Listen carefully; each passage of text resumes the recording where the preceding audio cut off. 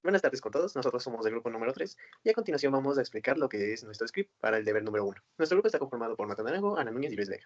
Listo, para nuestro script, pues vamos a utilizar como base el programa que se nos proporcionó en las prácticas de laboratorio. En este script nosotros tenemos lo que es la sección de limpieza, a continuación de la sección de parametrización, en donde nuestro tiempo de simulación va a ser de 0.3 segundos para poder analizar más las formas de onda que se tiene al momento en que se energiza nuestro transformador monofásico. Nuestro voltaje nominal va a ser de 120 voltios, potencia nominal de 1.5 kilovoltamperios, frecuencia de 60 Hz. Nuestra Z base va a ser de 9.6 ohmios y nuestra relación de transformación va a ser de 120 a 240 voltios.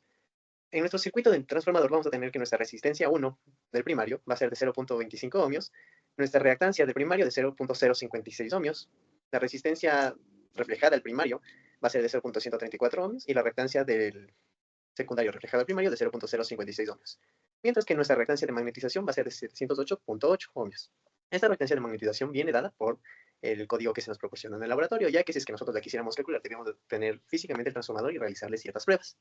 De igual manera, en nuestro código podemos visualizar cómo tenemos todos los valores para considerar lo que es la parte de saturación y sin saturación, y como repito, también proporcionado por el laboratorio. A continuación de eso, nosotros para no trabajar en función de R o L, en nuestra carga nosotros vamos a trabajar todo en función de P y Q. Todo esto debido a la relación entre la potencia y la impedancia, ya que potencia va a ser igual al voltaje al cuadrado dividido para nuestra impedancia, y con esto poder trabajar todos los cuatro casos de estudio, que son de circuito abierto, cortocircuito, de energización y de nuestra carga nominal al 75%. A continuación, igual tenemos la sección de simulación, que va a leer nuestros Simulink, y finalmente la parte de graficación, donde se va a graficar primero lo que es la parte del modelamiento mediante bloques, en los cuales se encuentran todas las ecuaciones diferenciales para el transformador, y también la graficación para nuestro modelo nativo. A continuación vamos a presentar cómo es la construcción en el Simulink. Para el modelo sin saturación, pues podemos ver que existen dos subsistemas, uno correspondiente al modelo transformador y el otro a la carga. De entrada tenemos lo que es nuestra señal sinusoidal, que va a representar el voltaje. Dentro del subsistema del transformador, pues tenemos todo lo que son las ecuaciones diferenciales para su modelamiento. Igualmente en la carga RL podemos ver que está conectado tal como se nos enseñó en clase. Por otro lado tenemos el modelo sin saturación, que a continuación mi compañero lo va a explicar.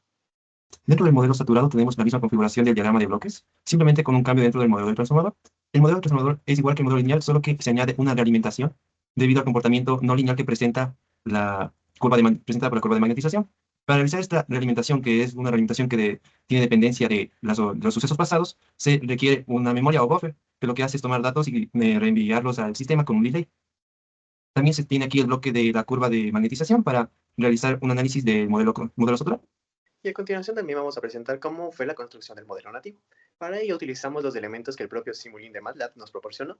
En este caso tenemos como elemento principal un transformador lineal, para el caso de sin saturación, y para con saturación tenemos el caso de un transformador lineal o saturation transformer.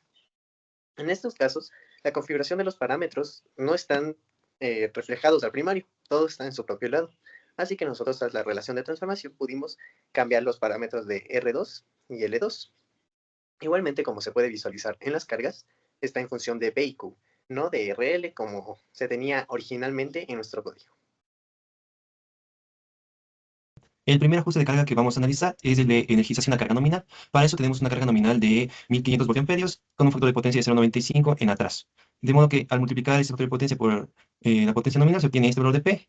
Y con la relación del teorema de Pitágoras obtenemos el valor de Q, obteniendo 6.425 vatios y 468.3748 voltiamperios reactivos.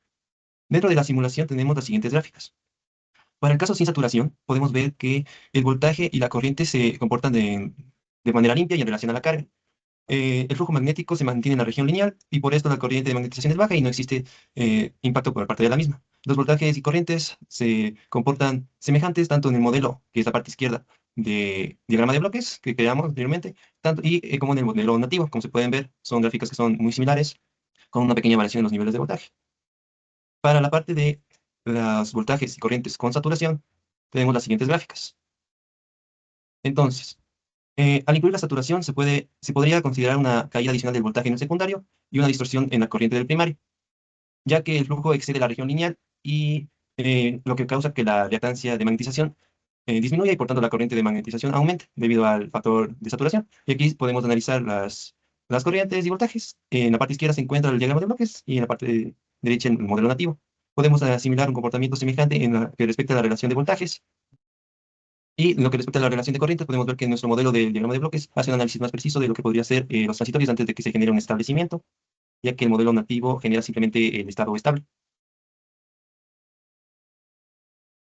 El segundo caso de estudio que vamos a analizar es el de la carga a un 75% de su valor nominal. Para ello multiplicamos por 0,75 los valores respectivos de P y Q obtenidos en el caso de carga nominal, y así obtenemos estos valores 1068,75 vatios para la potencia activa y 351,28 voltamperios reactivos para la potencia reactiva. Procedemos con el análisis de las gráficas del modelo sin saturación. De la misma manera que el caso anterior, en la parte izquierda tenemos el modelo del diagrama de bloques implementado, y en la parte derecha tenemos los valores generados, las gráficas generadas del modelo nativo. Como se puede ver, cuando no existe saturación, el comportamiento lineal es evidente, ya que tanto los voltajes como las corrientes se comportan de una manera muy adecuada, y las corrientes, en especial la corriente sin saturación, es muy baja, de igual manera que pasaba en el caso anterior. La comparación en relación al caso anterior es que al haber menos carga, existe menos demanda de flujo magnético, lo que hace que las corrientes en sí sean menores. Esto se va a hacer un poco más evidente en el modelo saturado. Entonces, para las gráficas con saturación, se tienen las siguientes gráficas. Y como podemos ver, la corriente de magnetización genera que la corriente en el primario sea bastante más grande que el caso de sin saturación, ya que la corriente llega a picos de 100 en un inicio. En el primer caso, no se mencionó, pero la corriente del primario había alcanzado un valor superior a 100. Debido a que existe una reducción de carga, la corriente ahora no llega a superar los 100 amperios, pero con el tiempo también se estabiliza. Podemos ver que de todas maneras la saturación genera corrientes que se van a mantener en valores elevados en relación al caso anterior, y como es una relación que exige menos flujo por la cantidad reducida de carga, los modelos se van a parecer más, ya que hay menos impacto de aumento de la corriente y de caídas de voltaje. Conforme baja la carga, se podría concluir que existe un efecto menos significativo de la saturación en relación al modelo no lineal. A continuación, el tercer caso, que es sobre la prueba de circuito abierto. Para realizar correctamente este caso es necesario simular una condición en la que no circule corriente por el devanado secundario. Esto se logra colocando una carga de impedancia muy alta, de forma que la corriente sea prácticamente nula.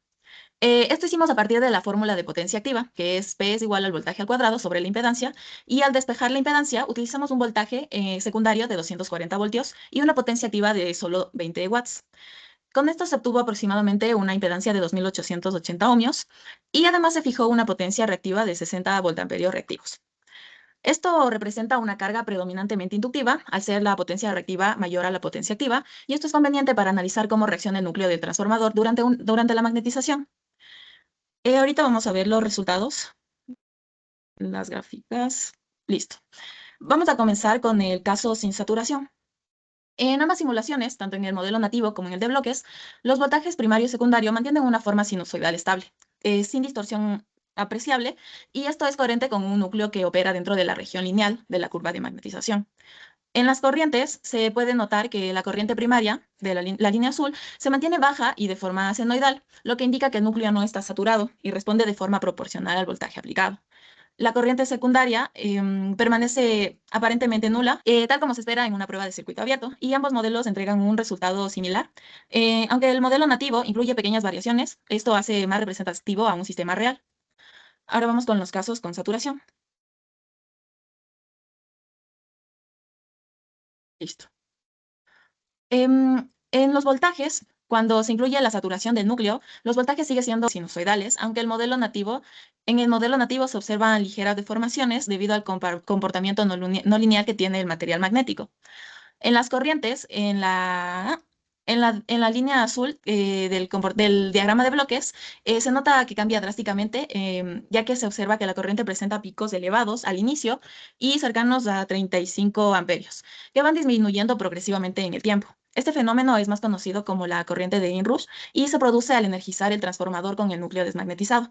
Especialmente sucede esto cuando el voltaje se aplica en un punto desfavorable de la onda, como cuando está cruzando por cero, y en estas condiciones el núcleo entra en una saturación inmediata, lo que requiere una gran corriente para establecer el flujo magnético. En ambos casos, la corriente del secundario sigue siendo nula o despreciable, lo que nos ratifica que esta efectivamente es una simulación de circuito abierto. Finalmente, vamos a estudiar lo que es el caso del cortocircuito. Y recordando lo que previamente habíamos dicho en un inicio, la relación que tiene la P y la Z.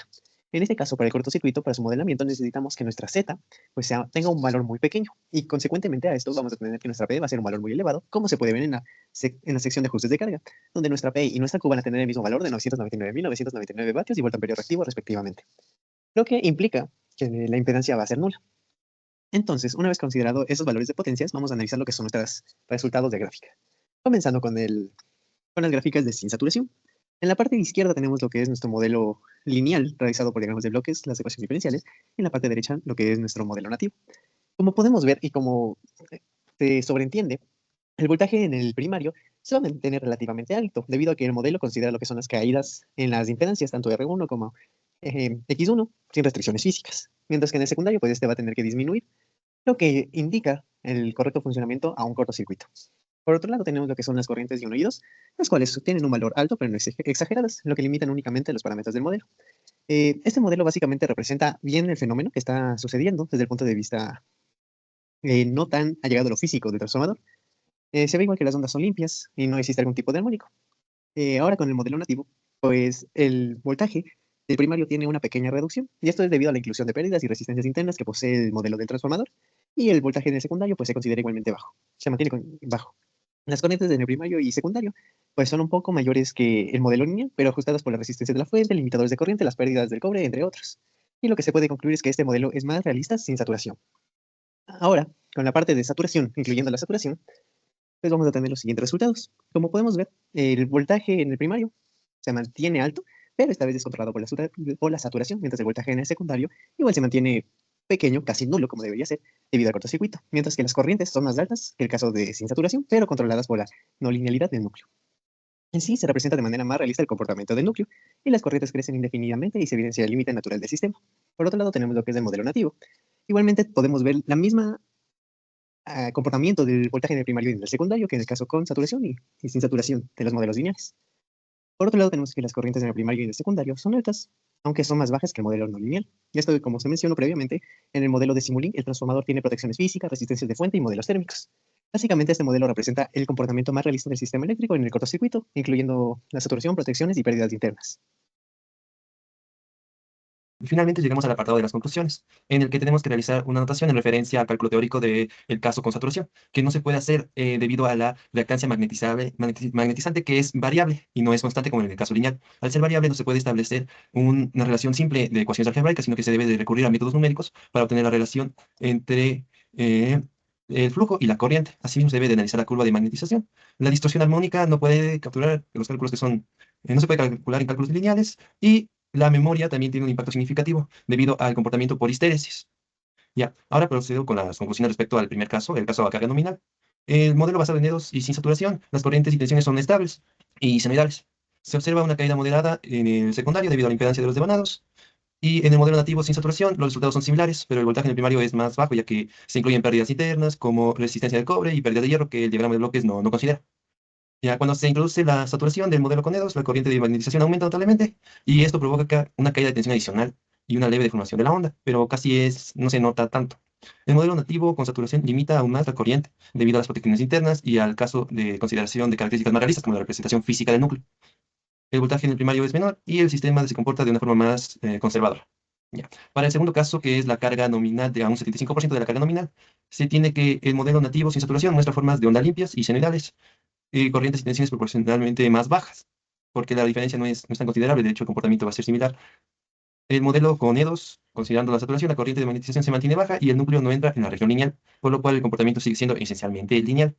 El modelo nativo con saturación refleja lo mismo. Como la carga es reducida, no se activan protecciones ni se generan distorsiones. Por lo tanto, se demuestra que en este caso la influencia de la saturación es menor que en el anterior caso, ya que también además hay menos flujo y por lo tanto las diferencias son mínimas, digamos. Y eso sería respecto a mis conclusiones. Listo. En el caso del circuito abierto, el modelo nativo con saturación también muestra un incremento de corriente. Y aunque de manera más controlada, no aparecen distorsiones graves, pero sí un cambio de amplitud. Cuando se considera una saturación en el modelo de ecuaciones diferenciales, se observa picos en la corriente de magnetización, y esto se debe al flujo que lleva el núcleo a la región no lineal, especialmente cerca de los máximos de voltaje. En este caso, es el único donde la saturación provoca una distorsión clara en las formas de onda, apareciendo armónicos y mostrando también picos, y esto se debe al comportamiento no lineal del núcleo bajo el vacío. Gracias. Y finalmente, las conclusiones para el caso de cortocircuito es que en el modelo nativo sin saturación las corrientes son mayores, pero se ajustan a la realidad gracias a las protecciones, pérdidas internas y resistencias de la fuente. Al igual que en el modelo nativo con saturación, es el más realista de todos, ya que limita el crecimiento de corriente, mantiene las formas de onda estables y representa con precisión las caídas de tensión internas. Finalmente, el cálculo teórico sin saturación entrega valores extremos e inviables, más de 3000 amperios en el primario, lo que evidencia que estos métodos no pueden usarse en condiciones físicas reales, ni mucho menos con saturación. Muchas gracias.